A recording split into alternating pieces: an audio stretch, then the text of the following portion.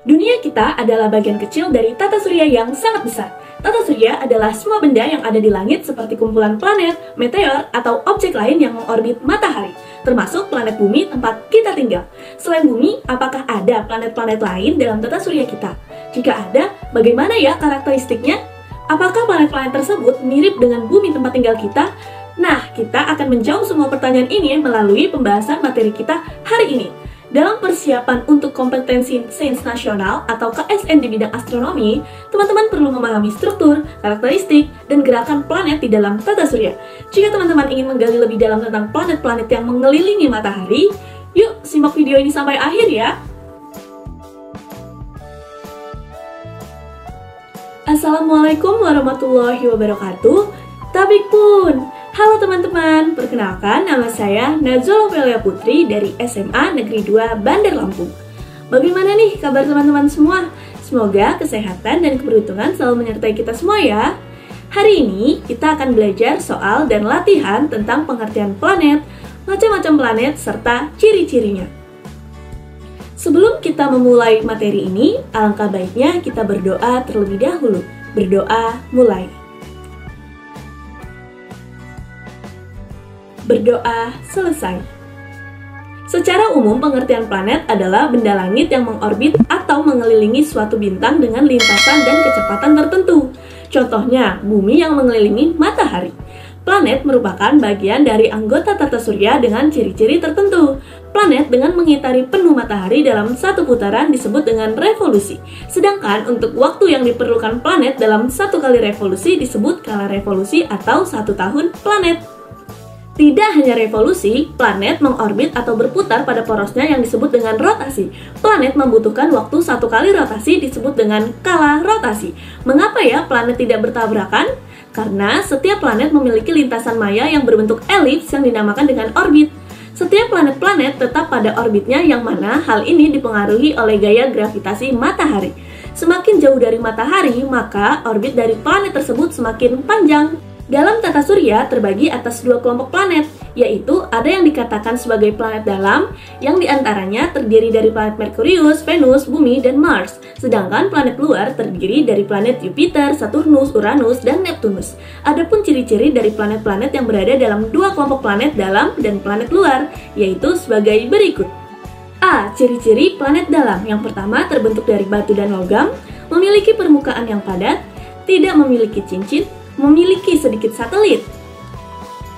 Yang kedua ada ciri-ciri planet luar. Yang pertama, terbentuk dari hidrogen dan helium. Yang kedua, memiliki cincin dan atmosfer yang tebal. Dan yang terakhir, mempunyai banyak satelit. Berdasarkan penjelasan bahwa planet dalam tata surya kita terbagi atas 2 kelompok. Macam-macam planet tersebut sebagai berikut. A. Planet Merkurius. Merkurius merupakan planet yang paling dekat dengan matahari, sehingga suhu permukaannya di siang hari mencapai 400 derajat Celcius. Akan tetapi di saat malam akan turun sampai dengan 180 derajat Celcius. Merkurius adalah planet terkecil dalam tata surya.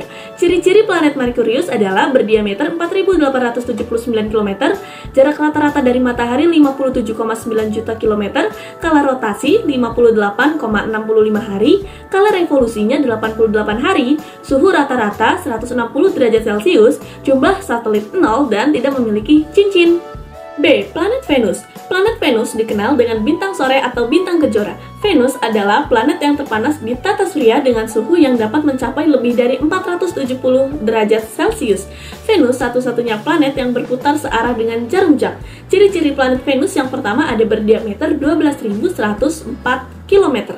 Yang kedua, jarak rata-rata dan matahari 108,2 juta kilometer. Yang ketiga, kala rotasinya 243 hari. Yang keempat, kala revolusinya 224,7 hari. Yang kelima, suhu rata-rata 464 derajat Celcius. Dan yang selanjutnya ada jumlah satelitnya 0, cincinnya tidak ada. Selanjutnya, matahari terbit dari barat karena arah rotasi dari timur ke barat. Peristiwa ini kebalikan dari bumi. Dan yang terakhir adalah planet paling panas yang ditutupi oleh awan tebal karbon dioksida. Jika terdapat radiasi dari matahari, maka radiasi tersebut sulit untuk keluar, seperti efek rumah kaca. C. Planet Bumi. Bumi adalah planet yang dapat ditempati karena memiliki suhu yang relatif tetap.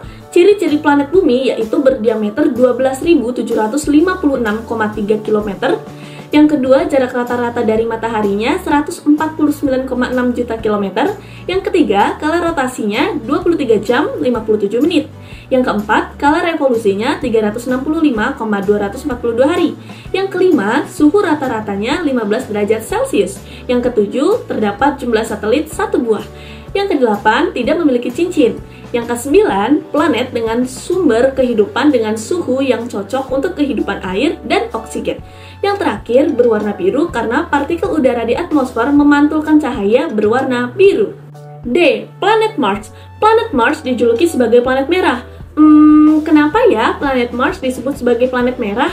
Nah, ternyata begini teman-teman. Karena pada permukaan planet Mars berwarna merah yang berasal dari besar berkarat yang ada dalam seluruh permukaan Mars. Ciri-ciri planet Mars adalah berdiameter 6.794 km. Yang kedua, jarak rata-rata dari mataharinya 227,9 juta km. Yang ketiga, kala rotasinya 9 jam 56 menit. Yang keempat, kala revolusinya 11 tahun 10 bulan 3 hari. Selanjutnya, rata-rata suhunya min 65 derajat Celcius, memiliki 2 jumlah satelit, tidak ada cincin, dan yang terakhir adalah tersusun atas karbon dioksida yang sangat tipis. E. Planet Jupiter. Planet Jupiter atau Zeus adalah planet terbesar yang berada di tata surya kita. Ciri-ciri Jupiter yaitu memiliki diameter 139.822 km. Jarak rata-rata dari matahari 778,3 juta kilometer. Kala rotasinya 10 jam 40 menit. Kala revolusinya 29,42 tahun. Selanjutnya, suhu rata-rata sekitar 50 derajat Celcius. Dan yang selanjutnya ada 16 jumlah satelit. Terdapat cincin, memantulkan 70% cahaya dari matahari yang sampai mengenai permukaannya. Dan yang terakhir, gas terdiri atas 10% helium dan 90% hidrogen. F. Planet Saturnus. Saturnus tidak padat, yang sebagian besar dari penyusunnya adalah gas hidrogen dan helium. Ciri-ciri planet Saturnus adalah yang pertama berdiameter 120.536 km. Yang kedua, jarak rata-rata dari matahari 143,5 juta kilometer. Yang ketiga, kala rotasinya 10 jam 40 menit. Yang keempat, kala revolusinya 29,42 tahun. Yang kelima, suhu rata-ratanya min 140 derajat Celcius. Yang keenam, memiliki jumlah 18 satelit. Yang ketujuh, terdapat cincin, mempunyai cincin yang terdiri atas batu dan bongkahan es. Yang kesembilan, permukaan yang terdiri atas kristal es. Dan yang terakhir adalah mampu mengapung jika ditempatkan dalam air. G. Planet Uranus. Uranus merupakan planet yang ketujuh. Letak Uranus sangat jauh dari matahari, sehingga pada permukaannya sangat dingin. Ciri-ciri planet Uranus, yang pertama berdiameter 50.724 km. Yang kedua, jarak rata-rata dari matahari 2.872 km. Yang ketiga, kala rotasinya 17 jam 14 menit. Yang keempat, kala revolusinya 84 tahun. Yang kelima, suhu rata-ratanya min 140 derajat Celcius. Yang keenam, ada 27 jumlah satelit. Yang ketujuh, berwarna hijau kebiruan karena atmosfernya mengandung metana yang sangat tebal. Yang kedelapan, sumbu rotasi berimpit dengan bidang orbit. Kutub utara, kutub selatan bergantian tempat menghadap matahari. H. Planet Neptunus. Neptunus ditemukan 65 tahun setelah Uranus ditemukan. Neptunus tampak berwarna cerah biru kehijauan. Neptunus sering dijuluki pembuat ulah karena sering beredar keluar dan garis orbitnya. Ciri-ciri planet Neptunus yaitu yang pertama berdiameter 50.500 km. Yang kedua, jarak rata-rata dari matahari adalah 4.500 juta kilometer. Yang ketiga, kala rotasinya 16 jam 7 menit. Yang keempat, kala revolusinya 164,8 tahun. Yang kelima, suhu rata-ratanya min 223 derajat Celcius. Yang keenam, terdapat 14 jumlah satelit. Yang ketujuh, atmosfer yang terdiri atas es, air, metana, amoniak, gas hidrogen, dan helium. Dan yang terakhir adalah memiliki orbitnya yang berbaris dengan Pluto. Nah, berdasarkan materi dan rumusan yang sudah kita bahas, mari kita latihan soal-soal ya. Soal yang pertama adalah which of the following statements is true about spiral galaxy? Nah, kebanyakan bintang di dekat pusat galaksi spiral berusia tua, sedangkan bintang-bintang di piringan berusia muda. Jadi, jawaban yang benar adalah C. Soal yang kedua adalah the fact that leads us to believe that the universe is expanding is. Nah, teramatinya redshift pada semua spektrum galaksi jauh mengindikasikan pengembangan alam semesta. Jadi, jawaban yang benar adalah C. Jadi, soal yang ketiga ini adalah Giantec C ini terletak pada bujur dari lintang galaktik berturut-turut 105 derajat dan 30 derajat, serta jaraknya dari matahari 5 kpc. Maka, Giantec C ini mengorbit pusat galaksi pada radius yang dimana diketahui jarak matahari ke pusat galaksi ini 8 kpc, dan matahari mengorbit tepat di tengah bidang galaksi. Nah, dari data yang tersedia pada soal, bisa dibuat sketsa pusat galaksi itu PG, Giantec C X, matahari M, proyeksi Giantec C ke bidang galaksi itu X aksen, seperti contoh yang sudah kita sediakan. Nah, sudut X, M, X aksen sama dengan 30 derajat. Sudut X aksen MPG sama dengan 105 derajat. MPG sama dengan D0 sama dengan 8 kpc. MX ini sama dengan D0 sama dengan 1,5 kpc. Yang ditanya adalah XPG sama dengan D0 itu berapa? Jadi kita jawab X aksen sama dengan D0 dikali sin 30 derajat sama dengan 2,50 kpc. M X aksen sama dengan D0 dikali cos 30 derajat sama dengan 4,33 kpc.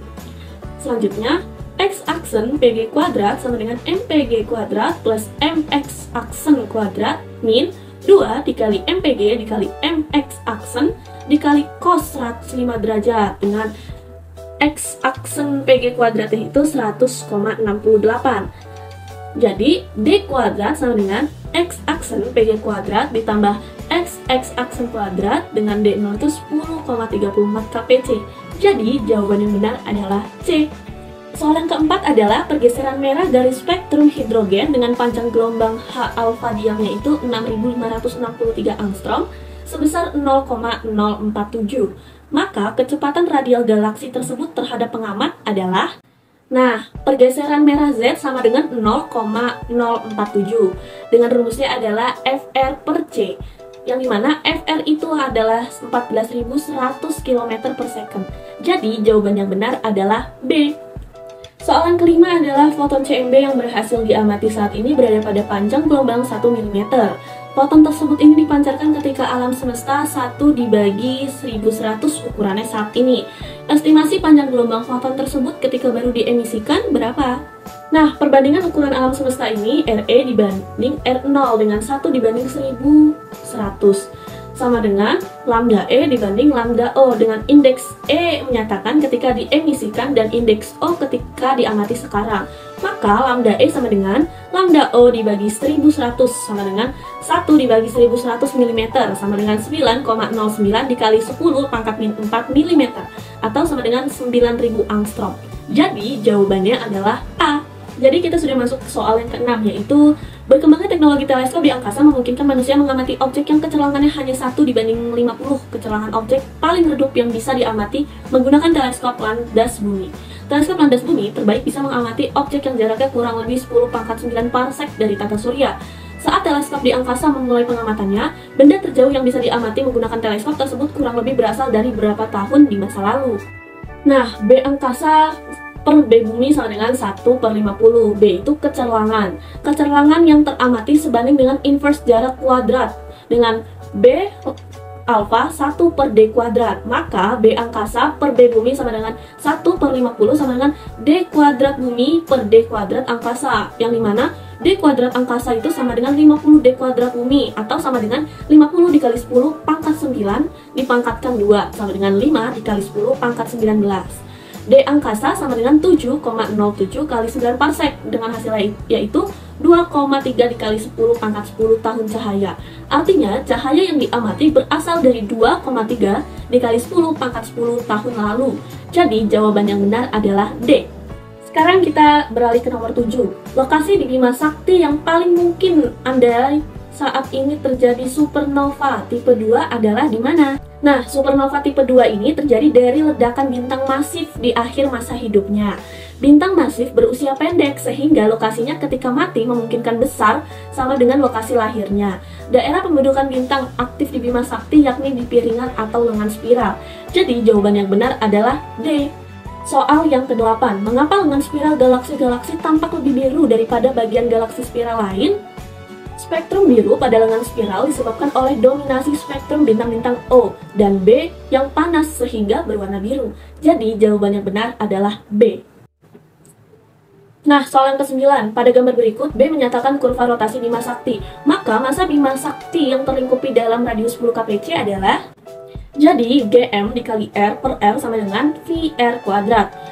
6,67 dikali 10 pangkat min 11 M dikali 10 kpc per 10 dengan kpc diubah ke meter sama dengan 200 dikali kilometer per second diubah ke meter per second.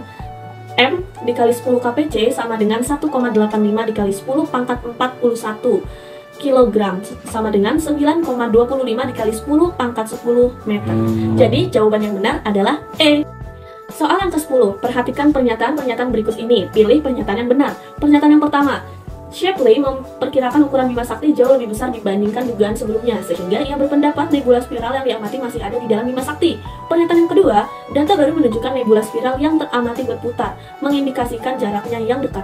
Pernyataan yang ketiga, Curtis mengestimasi ukuran Bima Sakti kecil. Jika nebula spiral sama ukurannya dengan Bima Sakti, ukuran angular nebula spiral yang tampak bervariasi mengindikasikan mereka berada di luar Bima Sakti. Pernyataan yang keempat, Curtis mendapati bahwa spektrum nebula spiral tidak serupa dengan spektrum nebula, tetapi konsisten dengan spektrum kesimpulan bintang-bintang. Jawaban yang benar adalah E, bisa diperoleh seluruh pernyataan benar. Soal yang ke-11, sebuah bintang variabel KPI teramati di sebuah galaksi di konstelasi Fornax dibandingkan dengan variabel KPI di Large Magellanic Cloud atau LMC yang terletak pada jarak 60 kpc. Variabel KPI tersebut memiliki periode yang sama atau mengindikasikan kecerlangan absolut sama, tetapi teramati 90.000 kali lebih redup. Berapa jarak ke galaksi di Fornax tadi dalam mengaparsek? Perbandingan kecerlangan itu B LMC per B Fornax sama dengan L dibagi 4 pi d kuadrat LMC per L dibagi 4 pi d kuadrat Fornax. Karena kecerlangan absolut sama, maka luminositas sama. Jarak ke galaksi di Fornax itu d kuadrat Fornax per d kuadrat LMC sama dengan 90.000. D Fornax sama dengan d LMC akar 90.000 sama dengan 60 kpc dikali 300 sama dengan 18.000 kpc atau bisa juga disebut 18 mpc. Jadi jawaban yang benar adalah D. Nomor 12, galaksi yang sama seperti pada soal nomor 9 teramati memiliki pergeseran merah rata-rata sebesar 0,45%. Berdasarkan informasi ini dan pada soal nomor 9, konstanta Hubble yang terukur adalah sebesar, ketahui adalah kecepatan radial galaksi yaitu VR sama dengan ZC. VR sama dengan 0,45/100 dikali 300.000 sama dengan 1350 km per second. Konstanta Hubble sama dengan H sama dengan VR per D sama dengan 1350 per 18 yaitu 75 km per second per mpc. Jadi jawaban yang benar adalah B. Soal yang ke-13, jika bintang di Bima Sakti terukur memiliki pergeseran merah, bisakah konstanta Hubble yang diperoleh dari hasil pengamatan saat ini digunakan untuk mengestimasi jarak ke bintang tersebut? Hukum Hubble hanya bisa diterapkan pada skala besar. Pada skala Bima Sakti, gravitasi ini masih mendominasi sehingga hubungan antara pergeseran merah dengan kecepatan radial yang teramati dan konstanta Hubble menjadi tidak relevan. Jadi, jawaban yang benar adalah C. Nomor 14. Homogen bermakna tidak ada posisi atau lokasi istimewa, sedangkan isotropik artinya tidak ada arah yang istimewa. Pernyataan yang tepat mengenai gambar di bawah ini adalah gambar kiri menunjukkan kehomogenan tetapi tidak isotropik karena ada arah penataan batu bata yang istimewa atau horizontal. Gambar kanan isotropik tetapi tidak homogen karena makin jauh dari pusat kelengkungan lingkaran makin kecil atau radius membesar. Jadi jawaban yang benar adalah A. Soal yang terakhir adalah konsekuensi teori steady state yang menyatakan bahwa alam semesta homogen dan isotropik di semua aspek atau ruang dan waktu mengimplikasikan titik-titik tidak berlaku. Nah, menurut teori steady state, kerapatan alam semesta sejak dahulu hingga kapanpun akan selalu sama, karena alam semesta mengembang. Steady state ini tidak menentang ide ini, atau dengan kata lain, volume alam semesta terus bertambah, maka perlu diciptakan materi baru secara terus-menerus untuk mempertahankan konstannya ketepatan ini. Maka, kekekalan massa energi tidak berlaku dalam steady state. Jadi, jawaban yang benar adalah C. Wah, ternyata mudah dan tidak sesulit yang dibayangkan ya. Jadi, kita telah mempelajari semua materi tentang pengertian planet, macam-macam planet, serta ciri-cirinya, dan juga berbagai contoh soalnya. Nah, apakah teman-teman sudah memahami materi ini? Pasti sudah, bukan? Tampak jelas bahwa planet-planet dalam tata surya bukan hanya bumi saja, melainkan banyak planet yang lainnya seperti Merkurius, Venus, Mars, Saturnus, Uranus, dan lainnya. Semoga melalui video ini teman-teman semua dapat lebih memahami materi. Ternyata fisika sangat mudah ya, asalkan kita rutin berlatih. Jangan lupa belajar dan berlatih serta banyak baca bukunya ya. Sekian pelajaran kita pada kesempatan kali ini. Saya Nazwa Lovelia Putri, pamit undur diri. Wassalamualaikum warahmatullahi wabarakatuh.